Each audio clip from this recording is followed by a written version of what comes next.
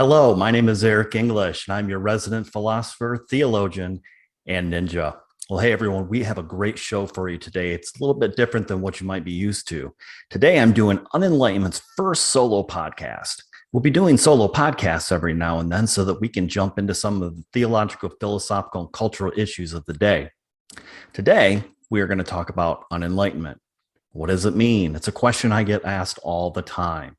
What does unenlightenment mean? Well, to put it simply, unenlightenment is the undoing of our enlightenment presuppositions. I know that really doesn't tell us a whole lot. So in order for us to understand this, we're going to jump in deep into this. In order to understand what this means, we need to do some historical reconstruction.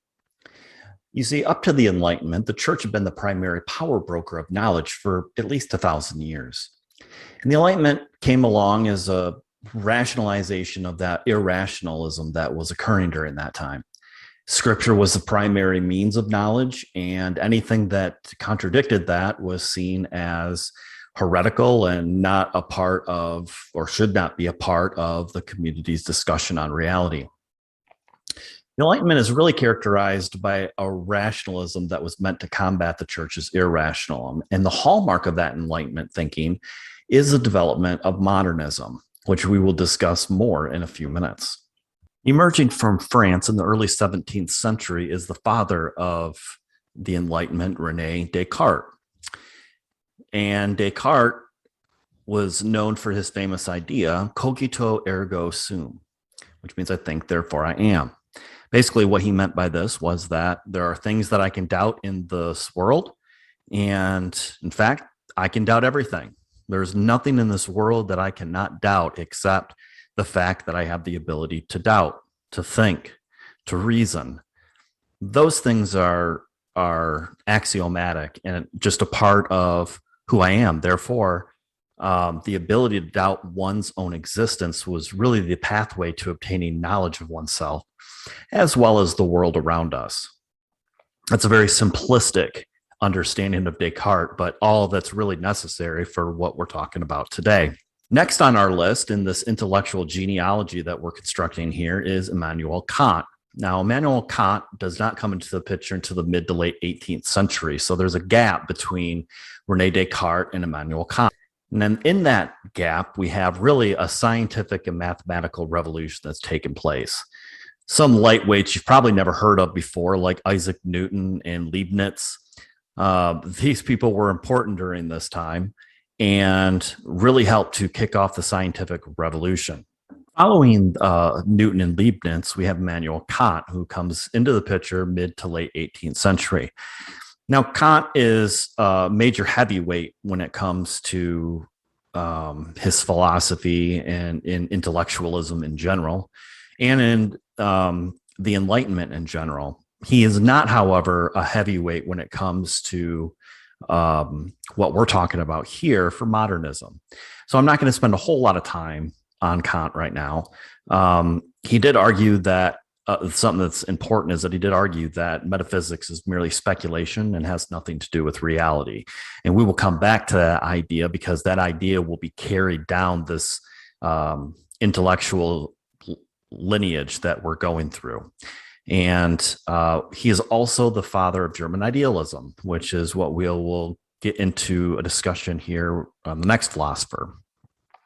Coming in the late 18th to early 19th century, we have G.W.F. Hegel. Now, Kant laid a small foundation for Hegel's German idealism. He is best known as the father of modernism. Now, modernism emerges from within the Enlightenment until the 20th century, when the Enlightenment began to taper off, and perhaps even the 18th century as well. But Hegel believed that absolute truth could be obtained. It was an audacious claim that would sell well with the church. And Hegel believed that you could develop a natural methodological framework, which he titled dialectic. He said it's found in nature. And so because it's found in nature as a logical constituent, it is able to guide us in the absolute or into the absolute. And so the framework has three components to it. The first part of it is thesis, and that is the question that is under consideration or the idea that's being considered. The second part to that is the antithesis, and the antithesis is the opposite of the thesis. So, in considering the opposite to the proposition that you're also considering, provides you with additional helpful information. And finally is synthesis, and that is the middle ground between antithesis and thesis. From there, you take your answer, the thing that you've discovered from your synthesis, and submit that to your new thesis, and you play the process over again. Now, for some reason, Hegel believed that you had to do this 3 times in order to come up with truth, and it's not entirely clear where that number comes from, but that was nevertheless what he taught. It's what his philosophy endured, but other philosophers have come along since then and said, really, you should be doing this process until the process can't be done anymore, and then you can come up with a absolute answer to the question. So this is a very audacious claim that Hegel makes. And as you can imagine, it's very, given that you're able to understand absolute truth in conjunction with using this method, that this would be really handy for 2 types of institutions in particular. The first institution is science and just the methodologies that are incorporated there. And in fact, that Hegel's German idealism and absolutism is where the scientific method comes from. So, in the experimentation, the thesis, and all of that stuff that you see within the scientific method is a direct result of Hegel's influence. Now, I want to take a minute and stop here in this lineage to talk about a tangential issue, the church. It's tangential and non-tangential at the same time. It is important to note how the church became involved. And by the church, I'm referring specifically to the Western church. Now, the church in a lot of places was run by the state. And so those churches oftentimes had pastors who were employees of the state. They weren't necessarily there because they felt a calling. They were there because they had been trained and they had a job. And it was actually, in a lot of places, a very lucrative job to have. And so, especially if we were to focus in Germany and Denmark and the surrounding countries there, this was heavily, because Hegel was German, this was a heavy influence in both philosophy and in theology. The church had been largely intellectually silent up to that point. And part of the reason for that was they were looking for their own identity. It had been a while since they had been cut out of the philosophical picture. And so they were really going through this sort of puritanical theological and philosophical change. And it can really be seen in the colonies and then through early American history. You can see the puritanical influences there. Hegelianism really gave Western Christianity a rebirth. And there is no better marriage than to marry the scriptures to absolutism and certainty. And that's what happened. Basically, the church understood that what Hegel was suggesting would work really, really well with their theology of scripture or bibliology. And so they began to integrate that into their theology. And leading up until the 20th century, fundamentalism was really meant to combat scientism, specifically the theory of evolution, with the newly developed authority of scripture and the absolutism there. And so this is really where the science and religion debate find their foundation, is in this transition that's taking place. But before we go too far into the 20th century, I want to back up just a little bit and talk about a philosopher and theologian named Soren Kierkegaard. He's the mid-19th century, and he is not a part of this intellectual heritage, this is German idealism, but he is definitely tangentially related as one of its critics. There was an intellectual problem and a cultural religious problem as he saw it.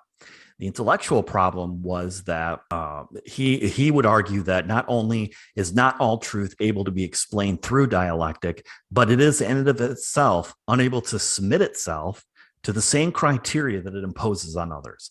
In other words, dialectic sounds great and it's a great method, but it cannot submit to itself the same criteria. It requires a subject in order to enact it. And so as a result of that, it's a subjective process and not an objective process. And as a result of that, if it's not an objective process, then it's not absolute. It's not certain. And so Kierkegaard just wanted to emphasize that, look, to the church specifically, but to the culture as well, the intellectual culture, he wanted to assert that, look, everything is really a subjective enterprise here, and things are not as absolute as it seems. And we need to humble ourselves and get back to the task of living scripture, following it and doing it. And it's really that simple. And if the church is going to begin to follow this Hegelianism, then what's going to end up happening is the church is going to find out that it's not as absolute as it thinks it is. And the truth is really going to be a lie. And because even one's faith is a subjective enterprise. So because the thinker can never leave the subjective self, they cannot ever render anything objective. They're always caught and trapped within the self, which is always subjective, no matter what position or perspective one takes. Even Descartes would have to argue that. Descartes would probably argue that, yes, there are things that are objective, and those things are outside of the body. Things like fossils and rocks and water and things like that. We can objectively know and understand those things, but only because those things are outside of cogito. And so when those things are outside, we can definitely know those are objective. The problem is Kierkegaard argues that those things are not objective. They're still subjective because they require an interpretation. And that interpretation comes from a subject. And that subject must look at those things, say a rock, and determine that it is indeed a rock. And it is not a rock unless it has been determined that it is a rock. Otherwise, it is some other thing.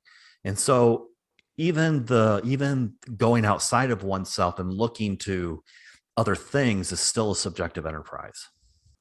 Cultural aspect to what Kierkegaard is arguing too. And I have long called Kierkegaard a cultural prophet because the bulk of Kierkegaard's religious writings were indirect refutations to Hegelianism and its influence on Christianity. Some of his works were humorous, many were ironic, but all of them were no doubt provocative. And Kierkegaard's main problem with the church was in its adoption of Hegelianism. But with that, he would claim that when this happens, when Christianity adopts Hegelianism, it is going to become a completely intellectual task. They're going to ignore the most important part of being, and they're going to miss the fact that theology is something that is lived and not just an intellectual enterprise. He also is going to differentiate and show in this church culture where the church as a group is going to become more important than Christianity or the Christian individual. And so because the entire task of theology is going to focus and center on the group or the church who is able to perform its task for it. And so this is why he is concerned. He is afraid that the individual will be lost in this task for dialectic and objectivity. And if you were to look at the 20th century, that's exactly what happened. And so this is why I refer to him as a cultural prophet. This moves us into the 20th century now. And there is a theological, philosophical problem that we have to deal with when it comes to unenlightenment and modernism. The 20th century is completely dominated by Hegelianism, which, as we've discussed, consisted of absolute objectivity.